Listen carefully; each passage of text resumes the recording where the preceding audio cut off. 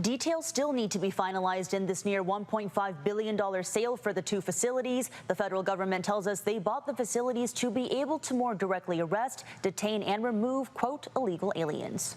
That's part of the battle we're in, right? They find new ways to brutalize people and cheat the law. We have to find new ways to hold them accountable and assert our own California values and our own California states' rights. Detention facilities have been at the forefront of California's pushback against the federal government over immigration enforcement. Immigrant rights advocates say they're concerned about how detainees are treated.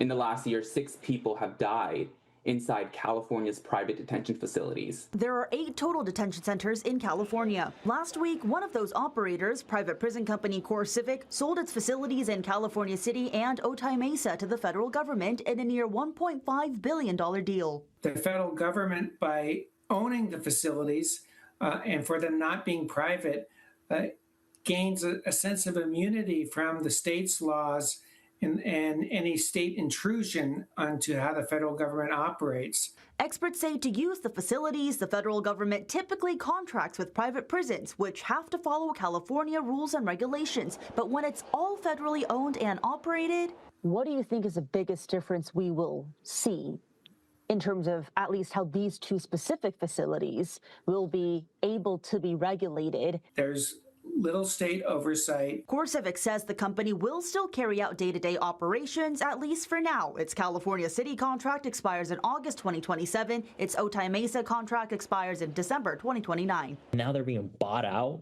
by the federal government so that they can be exempt from more scrutiny is completely disgusting. California Democrats like Assemblymember Alex Lee have been pushing so-called anti-ICE legislation. A spokesperson for the U.S. Department of Homeland Security points to such pushback as the reason for their purchase. They say in part, quote, unlike in states like Florida and Oklahoma, ICE cannot rely on local state and county partners for detention space in California. The state's sanctuary politicians continue to push legislation to outlaw or make private prisons financially infeasible. We have to deny more and more of these corporations any tax breaks or subsidies with California dollars. Lee says his efforts to limit tax credits for companies and tax 50% of their revenue will continue so long as CoreCivic or others operating in California assist in detention center operations. I mean, very simply put, California isn't deterred by this.